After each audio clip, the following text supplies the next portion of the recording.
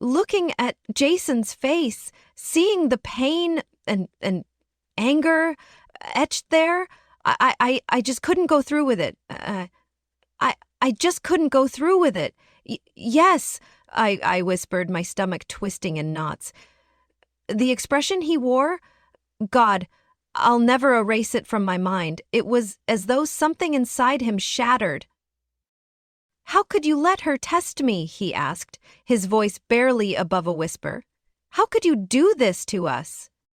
Hi, I'm Emily, and this story is about me and my boyfriend Jason. Have you ever been at a dinner that felt like a ticking time bomb? That's exactly how last week's dinner at my parents' house played out. Mom was at her finest, radiating sweetness and smiles on the surface, but the undercurrent was vicious. So there we were, Jason and I, seated across from my parents. Sitting across from my parents, Mom was looking at Jason like he was something unpleasant stuck to her shoe, though she masked it behind her practiced smile. So, Jason, she began, her tone syrupy but sharp, still running that little gym of yours? I wanted to disappear under the table. Jason, bless him, stayed composed. Yes, Victoria, business is actually going well, he said, though his clenched jaw and slightly narrowed eyes betrayed his tension. Mom just nodded, her expression patronizing. How quaint. I'm sure Emily appreciates your stability. The way she spat out the word stability, you'd think she was describing stagnant water. I couldn't take it anymore and excused myself to the bathroom. As I walked away, Jason's voice, calm yet firm, reached my ears. Victoria, may I ask why you seem to think so little of me? I froze in the hallway, my heart racing. Mom didn't miss a beat. I'm simply concerned for my daughter. Emily deserves someone who can provide for her, someone with real ambition. I assure you, I have plenty of ambition, Jason said tightly, and I love your daughter very much. I slipped back to the table before anyone noticed I'd overheard. The rest of the dinner was so strained you could have sliced the tension with a knife. Later that night, Jason brought it up. As we were getting ready for bed, he turned to me with worry in his eyes. Your mom really doesn't like me, does she? I sighed, torn. She's just protective. She's always been like that. But even as I said it, I wasn't sure I believed it. Jason ran a hand through his hair, frustration evident. I don't know. The things she says. She's like the ultimate helicopter mom. I know, I replied, taking his hand. Can you let it go for now? She'll come around eventually. He studied me for a long moment, then nodded. Okay, for you, I'll try. But we can't let this go on forever. I agreed, relief washing over me. But that relief was short-lived. A few days later, Mom called with an announcement that made my stomach churn. I've hired someone to test Jason's loyalty, she said, far too pleased with herself. What? Mom, no! I protested, feeling sick. It's for your own good, dear, she insisted. Don't you want to know if he's really faithful? I wanted to yell at her, to demand she stop this madness, but then I thought maybe this could settle things once and for all. Fine, I relented, hating myself for agreeing. But if he passes, you have to accept him. Deal, Mom replied, sounding smug. As I hung up, guilt gnawed at me. Should I tell Jason? But what if that ruined the test? What if he only stayed loyal because he knew? No, I decided. If Jason was truly faithful, he'd pass on his own, and then Mom would have no choice but to admit she was wrong. Still, anxiety churned in my gut.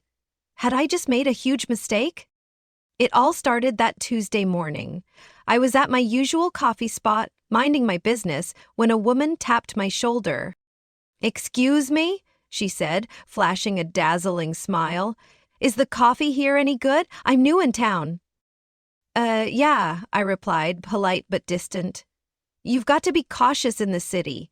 You can't go wrong with anything on the menu. Thanks, she said, still smiling. I'm Rachel, by the way. Jason, I said with a nod, grabbing my coffee and heading out. I didn't think much of it, just another day in New York. But then I saw her again. And again. Every day that week, she managed to bump into me.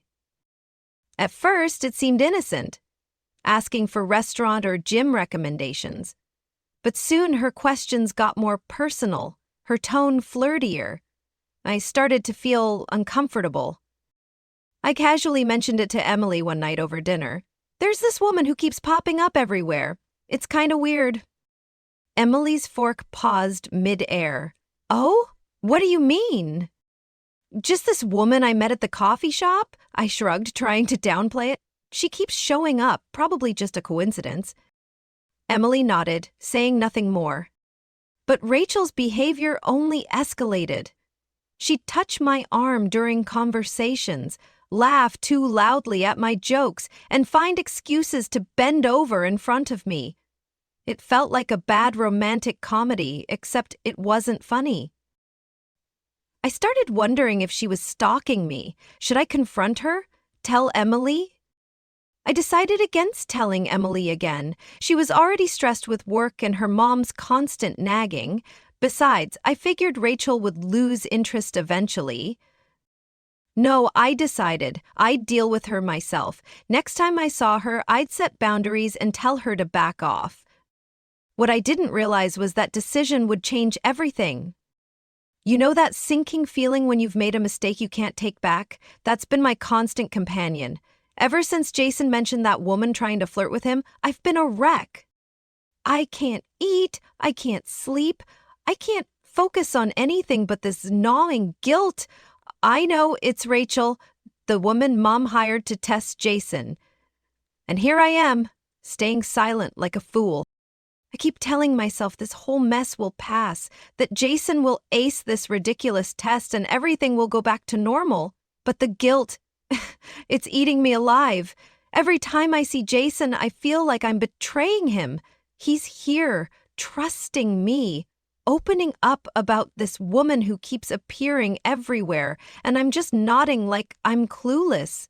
It's tearing me apart. And my mom? She's making it worse. She keeps calling, pestering me for updates. Has he fallen for it yet? Has he made a mistake? It's like she's rooting for him to fail. I want to scream at her, beg her to stop. But a small part of me is curious too. Isn't that twisted? What kind of person allows this to happen to their boyfriend? I keep trying to rationalize it. If he passes, Mom will finally accept him, I tell myself. But deep down, I know it's just an excuse.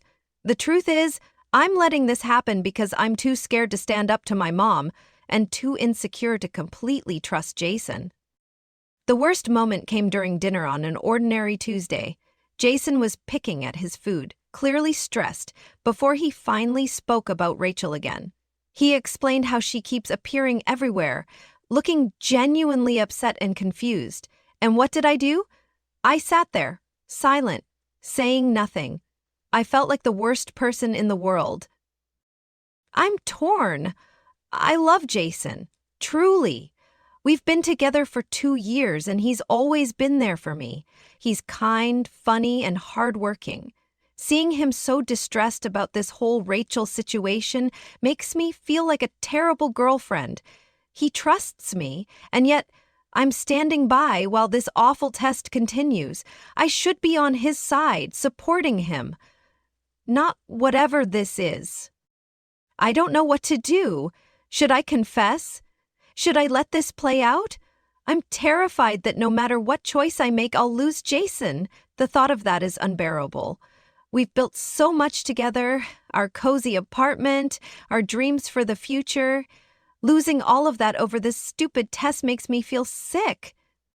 For now, all I can do is watch from the sidelines, hoping things somehow work out. But deep down, I know I'm only fooling myself. This is going to explode in my face, isn't it? God, what have I gotten myself into? You ever reach a point where you just snap? Where you're done tiptoeing around a problem? That was me last week. Rachel had been showing up everywhere for days.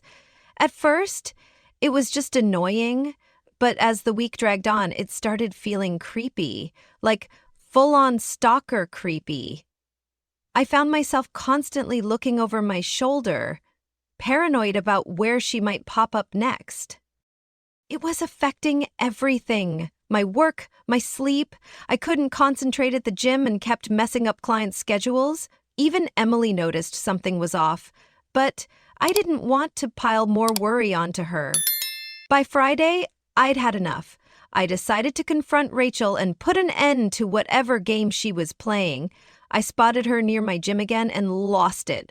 Heart pounding, hands slightly trembling, I marched up to her. "What's your deal?" I demanded. "Why are you following me?" For a moment, her face betrayed surprise. She tried to play innocent, batting her eyelashes and asking, "What do you mean?" But I wasn't having it. I warned her I'd call the cops if she didn't back off. That's when things took a bizarre turn. She started panicking, saying she didn't want trouble, and then she admitted something that left me reeling. Someone had paid her to flirt with me. Paid her. I was stunned. Who would do something like that? At first, I thought it was some sort of prank, but the way Rachel looked, and nervous and guilty, I knew it was more serious. I pressed her, demanding to know who was behind it. When she finally confessed, it felt like a punch to the gut. Victoria, Emily's mom. She had hired Rachel to test me to see if I'd cheat on Emily. I can't even begin to describe how I felt. Furious doesn't even scratch the surface. Is this really what Emily's family thinks of me? That I'd betray her at the first chance? I left Rachel standing there and started walking, needing to clear my head and figure out what to do. But one thing was certain. I had to talk to Emily. If Victoria orchestrated this, there was no way Emily didn't know. As I headed home, my emotions churned. Anger at Victoria for her stunt and hurt at the possibility that Emily didn't trust me. I had to confront her. But what if Emily was in on this from the beginning? I thought I knew where we stood, but now everything feels uncertain. The foundation of our relationship suddenly seems unstable. And the worst part? I don't know if I can trust the one person I thought I could always count on. How do you recover from something like this? You know how they say the truth always comes out? Well, it did, and it hit like a freight train.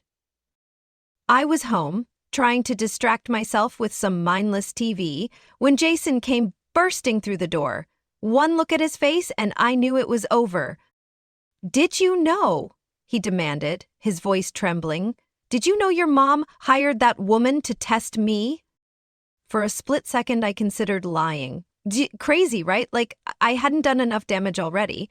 But seeing Jason's face, hurt and furious, I couldn't do it. "Yes," I whispered, my stomach churning with shame. I'll never forget the look on his face. It was like watching something inside him break. "How could you let her test me?" he asked, his voice barely above a whisper. "How could you do this to us?" I tried to explain. I told him about the pressure from my mom, about my own insecurities, but every word felt like an excuse. That's all they were, weren't they? Excuses for not fully trusting the man I claimed to love. "I'm so sorry," I said, tears streaming down my face. "I never meant for it to go this far." "I should have told you. I should have stopped it." "But you didn't," Jason interrupted, his tone icy and controlled, which somehow felt worse than if he'd been yelling. "You let it happen. You let me spiral, thinking I was being stalked. Do you even realize what that did to me?" I didn't know how to respond. What could I possibly say? He was right. I had betrayed him in the worst way. I'd allowed my mom's suspicions to seep into me, and in doing so, I'd hurt the person I loved most. After a long, painful silence, Jason finally spoke. "I think you should leave," he said, his voice flat. "Or I will. I can't even look at you right now." Jason, please, I begged. We can fix this. I love you. Love? He said bitterly. This isn't love, Emily. Love is built on trust, and clearly you don't trust me at all. As he turned to leave, I felt my entire world shatter. Everything we had worked for, every dream and plan we had, was suddenly gone. And the worst part, it was all because of me. I stood there, frozen, as he packed his bag with slow, deliberate movements. Each action felt final. When he reached the door, he paused, not quite looking at me. Your mom was wrong about me, he said quietly, but maybe she was right about you. And then he was gone, leaving me alone with the wreckage of everything we had built together. I collapsed to the floor, sobbing uncontrollably. How had I let things spiral so far out of control? And how could I ever make it right? I've never been so furious in my entire life. The moment I slammed that apartment door behind me, something inside me snapped. I wasn't just hurt anymore. I was angry, blazing, seething anger. And I knew exactly who I needed to confront. Standing in the hallway, I pulled out my phone, my hands trembling so badly I nearly dropped it. I dialed Victoria's number, and the second she answered, her tone syrupy like nothing was wrong, I unleashed my rage. You manipulative witch! I spat, though the word I used was far stronger.